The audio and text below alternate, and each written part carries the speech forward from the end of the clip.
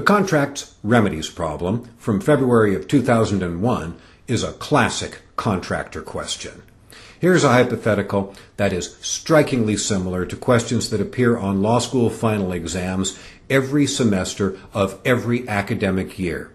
This is a question that is strikingly similar to bar exam questions from across the country. This is a typical fact pattern, and there's absolutely nothing special about it at all. Spend enough time with me, you'll go through a number of questions just like it. Look at the call of the question. It's about as cryptic as a call can get. What are Carter's rights and liabilities? Discuss. We've got no idea who Carter is, and we don't know anything about his theory of liability. But we can outline this call of the question pretty easily. Carter's the plaintiff. Somebody else is the defendant, and it's likely that that somebody else will also serve as a plaintiff suing this guy Carter. Both plaintiffs are going to have one or more theories of liability. Those theories likely are going to come from contracts or torts or property or some combination of those subjects. And the remedies can include damages, restitution, and specific performance. So we can do a rough outline of this question before we even read the fact pattern. And as it turns out, our little preliminary outline will be genuinely helpful to us. So now go to the top of the question, and in paragraph 1, it becomes clear that Carter is a contractor. And he's made a deal with owner to discuss adding a new, not to discuss it, but to actually build a new garage at owner's home. And we are told about the contract in the following paragraph. In paragraph 2, we get the contract. Carter's agreed to build a 2-car garage with specific dimensions and a storage area.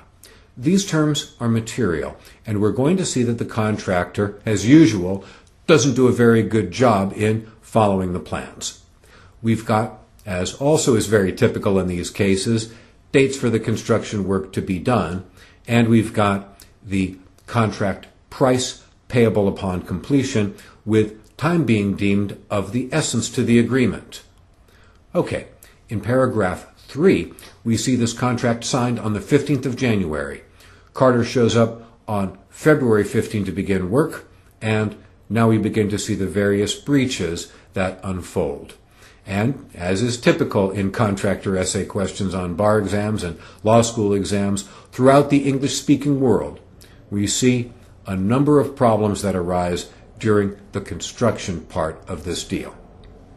First, we find out about the shingles. This contractor can't get the shingles that the contract requires, but get superior ones which don't really match. Clearly, this is a breach. Next, in paragraph 4, we find that the completion date is May 10, which is late. It was supposed to be done on April 30th. And the contractor gives the owner a bill for the full purchase price, and the owner tries to park his car and discovers that the dimensions internally of the parking section are wrong and thus unusable for him. The owner then, in the next paragraph, we find out how much it would cost to fix these problems. And then we've got the owner refusing to pay, another standard procedure on these contractor questions, and then we find out about the owner's various breaches that the owner is upset about, failure to complete on time, the wrong shingles, and the wrong dimensions in the garage. And then we're asked about Carter's rights and remedies. Well, I've told you several times that this is a very standard question. And once you do a few of them, I think you'll agree it's a fairly easy question also. But if you're not experienced with these contractor questions, these ones can be a little tricky, and they can take a little more time than you might think to write a good answer. So let's look at the outline of issues that I've presented for this question. I'm focusing on Carter. I focus on his rights based on a contract theory of liability, and I focus on his remedies, which, although they look like money damages, actually are based in restitution. We're trying to avoid the unjust enrichment of the owner.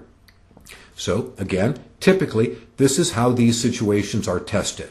In a fact pattern like this, the owner and the contractor make a deal, contractor breaches in several respects, owner won't pay, and the result is, the bottom line is, the Contractor is entitled to restitution, and the owner is entitled to get the full property at the agreed upon price. That's the basic formula.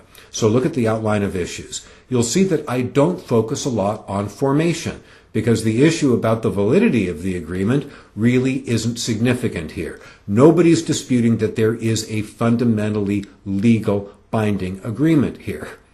Next, the breach from Carter's perspective is Owens' refusal to pay. But notice, Owens has 3 different defenses to breach, and they were numbered at the end of the fact pattern. The problem with the storage area, the untimely completion, and the non-matching shingles. But Carter also has defenses to his breaches, and I work them into the analysis here. The matching shingles are hard to get, the substitute shingles are superior, and the delay may have been caused by matters that were out of Carter's control. But I conclude that Carter really has no possible defense to his error with regard to the storage area. I conclude that both parties are in breach. Next, I focus on Carter's remedies, which are founded in restitution. The contract price is what this guy wants. I'm not going to give it to him. I will reduce it by all of the specific dollar figures that we know about. The cost to remove the storage wall, $800. The cost to replace the shingles, $2,200. Now, I don't have a specific dollar figure for the amount of the reduction based on the untimely completion. That's a little bit more subjective, but I do indicate that the owner will be entitled to a further reduction in what he owes Carter based on that delay. Okay, so as we take a step back and look at this outline of issues from above, there's nothing mysterious going on, and there's nothing really hard going on. I think you'll agree that my answer is pretty straightforward.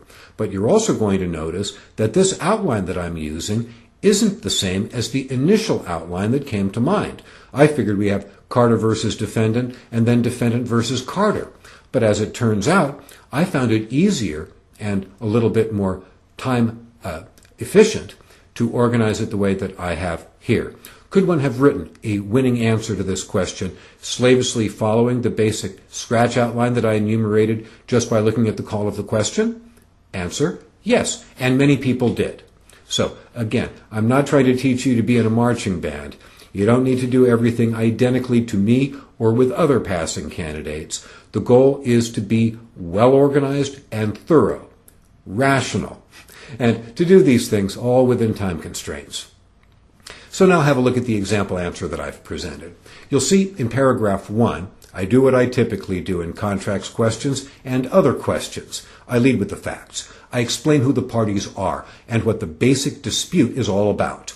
I turn to formation, and although this is not a formation question, I do focus the reader's attention well enough to make it clear that I understand that the contract satisfies the statute of fraud, and the parties, the subject matter, and the price all are clear. There's no problem with formation, and the parties are not going to defend themselves by claiming there isn't a contract.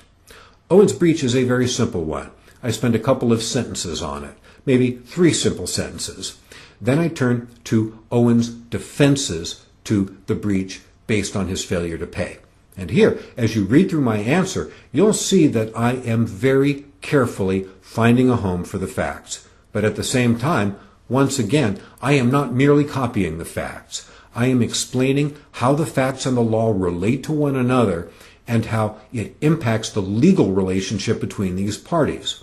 So by the time I'm done, I think it is very clear that we've got a contractor who has breached the terms of contract in 3 different ways. Next, I turn to Carter's defenses to breach. And here, again, I try to give the defense everything I can to make it clear that I am thinking through these issues as clearly as possible.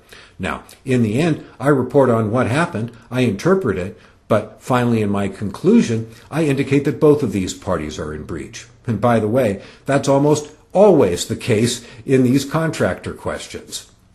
Both parties are unhappy with one another. Neither one of them has done what they're supposed to do, and so our job is to rectify the situation. Okay, so we've established the existence of a contract. We've found that both parties are in breach of that contract.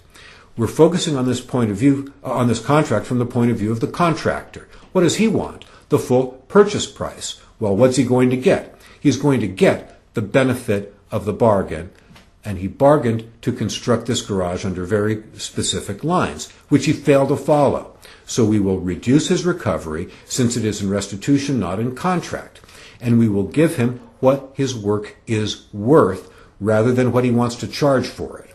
So, up front, I focus on what Carter wants. He wants the full contract price of $8,500. Then, in separate little headed paragraphs, I begin to chip away at that contract price. I reduce it by $800 for the cost of removing the wall. I remove it by a further $2,200 based on the cost of replacing the tiles. Although you'll notice in my analysis that I am not as convinced that these tiles will be considered a material breach as I am of the other shortcomings of the performance by the contractor. Still, in the end, I'm finding in favor of the owner, and I'm reducing the contractor's recovery based on owner's desire to, and his right to have the benefit of the bargain that he made. Notice that I also indicate briefly that the contractor's recovery is likely to be reduced somewhat further based on the delay in completion. So, finally, I conclude Carter gets $5,500 less any further damages caused by the delay in completion. And since completion was deemed of the essence, there will certainly be some further reduction as a result of this breach by the contractor. And that wraps up a discussion of a very standard, very straightforward contractor question. I advise you to understand every nuance of these questions, because if you get a contracts question, there's a fairly substantial likelihood that it will be a contractor question just like this one.